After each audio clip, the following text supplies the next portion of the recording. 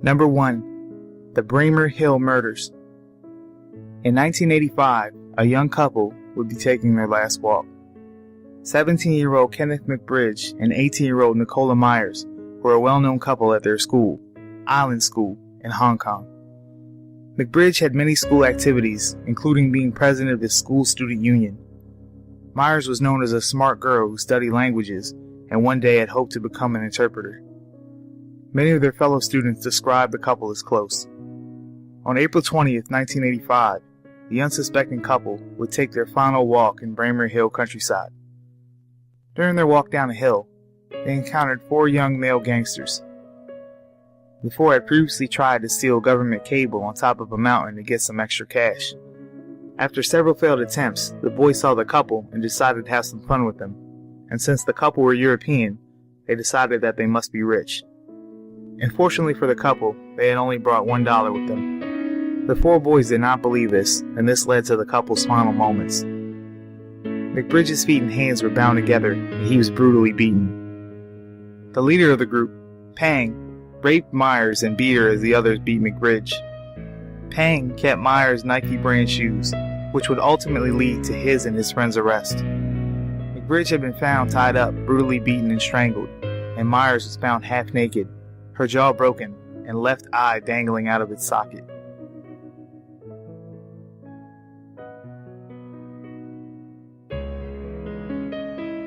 Number 2. The Baby Killer.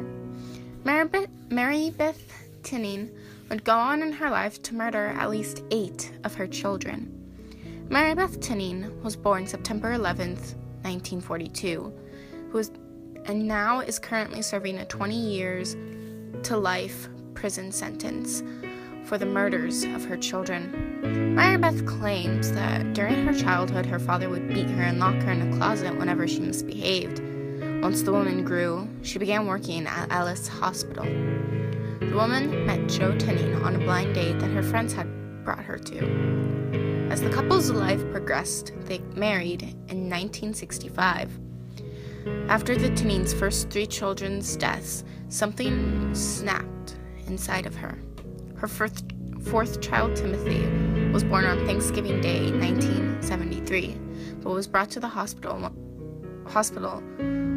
she once worked at on December 10th.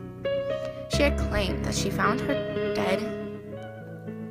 child dead in their crib, and doctors declared the death caused by SIDS, sudden infant death syndrome. Her 5th child, Nathan, had died in the car while he and his mother were out shopping. Next, the Tinnings adopted a boy named Michael shortly after, and soon after the adoption, the Tinnings had given birth to their 6th child, who died soon shortly after. The mother claiming that the young child had a seizure. The child had been revived from the seizure, later suffered cardiac arrest, was revived once more, but suffered unrepairable brain damage. Soon the child was taken off life support by the mother. The Tinnings gave birth to their 8th child, who had been put on life support for 4 weeks and later had the plug pulled. The next and final child was Michael. Michael had been rushed to the doctor because he would not wake up. One of their last children to die.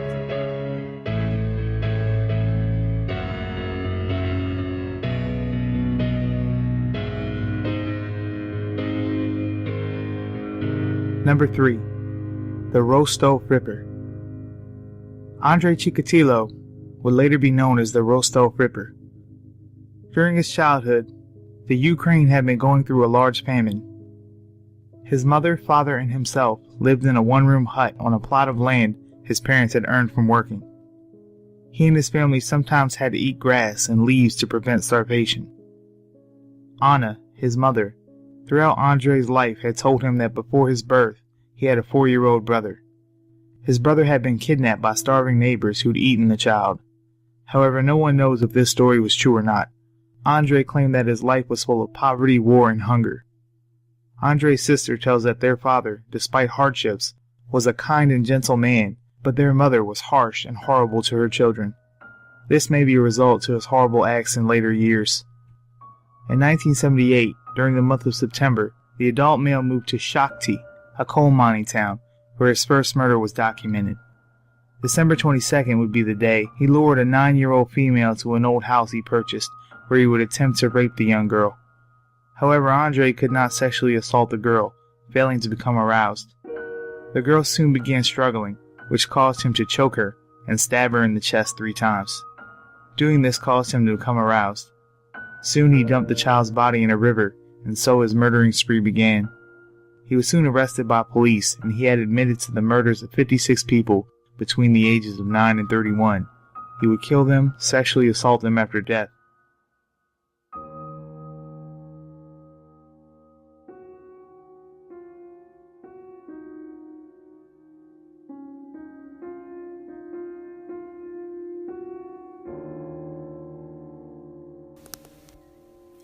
Number 4. The Blood Countess. Because of her vicious and cruel treatments towards other women, Elizabeth Bathory's violence was blurred between fiction and fact. The true facts are that she was raised in a cruel and unforgiving household, which molded her into her adulthood of torturing. At the age of 11 or 12, she was engaged to another prince. Soon after, the princess had a child who belonged to another lover. She soon castrated the other lover and had him torn apart by dogs. The female and the prince were married at the age of 14. Because her husband was usually away at war, she ran the estates and took other lovers, bearing 4 children. By the time she was 43, her husband passed. Soon, her violent acts were spread throughout the village. It was told that she would kill servants and young girls that were daughters of local peasants and girls sent to her to learn manners. It was told that she believed drinking and bathing in their blood would help keep her youthful and stunning appearance. She had stabbed or bitten to her victims, burned them with scalding hot keys and metals, sticking needles into their lips, cutting them with scissors. Some were beaten to death and others were starved.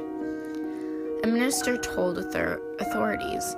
They arrested 4 of her servants, 3 sentenced to death, and 1 sentenced to life in prison, although Elizabeth never was sentenced to prison due to her status in society. She was confined to isolation in a room with no windows, and she died at 53 years old.